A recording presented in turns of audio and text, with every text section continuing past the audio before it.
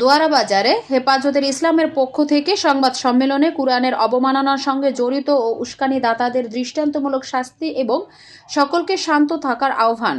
আমাদের সুনামগঞ্জের জেলার স্টাফ রিপোর্টার মোহাম্মদ আবু বকর জানান, দোয়ারা বাজারে কুরআনের অবমাননার ঘটনায় জড়িত ও উস্কানিদাতাদের দৃষ্টান্তমূলক শাস্তি এবং সকলকে শান্ত থাকার আহ্বান জানিয়েছেন হেফাজতের ইসলাম বাংলাদেশ। বুধবার বিকেলে এক জরাকীর্ণ সংবাদ সম্মেলনে হেফাজতের ইসলাম বাংলাদেশ দোয়ারা বাজার উপজেলা শাখার নেতৃবৃন্দ উপরোক্ত কথা বলেছেন।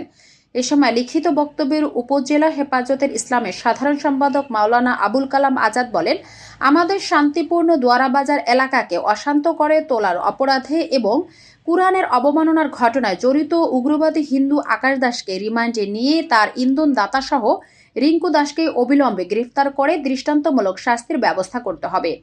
পুলিশের হাতে আটক আকাশ দাস একজন ইসকন সদস্য। ওই উগ্র সংগঠনের নেতারা গতকালের ঘটনায় এখনো পর্যন্ত কোনো বিবৃতি দেয়নি এবং কোনো দুঃখ প্রকাশও করেনি। আমরা মনে করি বর্তমান পরিস্থিতি আরও ঘোলাটে করতেই আকাশ দাসের ইন্ধনদাতা ইসকন জড়িত রয়েছেন।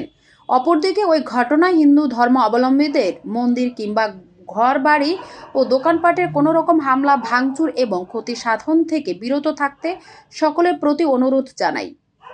এ সময় উপস্থিত ছিলেন উপজেলা হেফাজতের ইসলামের প্রধান উপদেষ্টা মাওলানা ফয়জুল কবির, উপজেলা হেফাজতের ইসলামের সভাপতি মাওলানা হুসাইন আহমেদ কাশেমি, সহ সভাপতি মাওলানা আবুল হামিদ, মাওলানা মঈনুল হক, সহ সাধারণ সম্পাদক মাওলানা গিয়াসউদ্দিন, মাওলানা রফিক আহমেদ, মাওলানা জাকির হোসেন সাইদ, সাংগঠনিক সম্পাদক মাওলানা শফিকুল ইসলাম, সহ সাংগঠনিক সম্পাদক মাওলানা জিয়াউদ্দিন, মাওলানা আলী হায়দার, মাওলানা আব্দুল মজিদ, সমাজ কল্যাণ সম্পাদক হাজী শাহিন আহমেদ, মাওলানা হুসাইন আহমেদ, হাজী জসিমউদ্দিন, মাওলানা আমিনুর ইসলাম সহ প্রমুখ।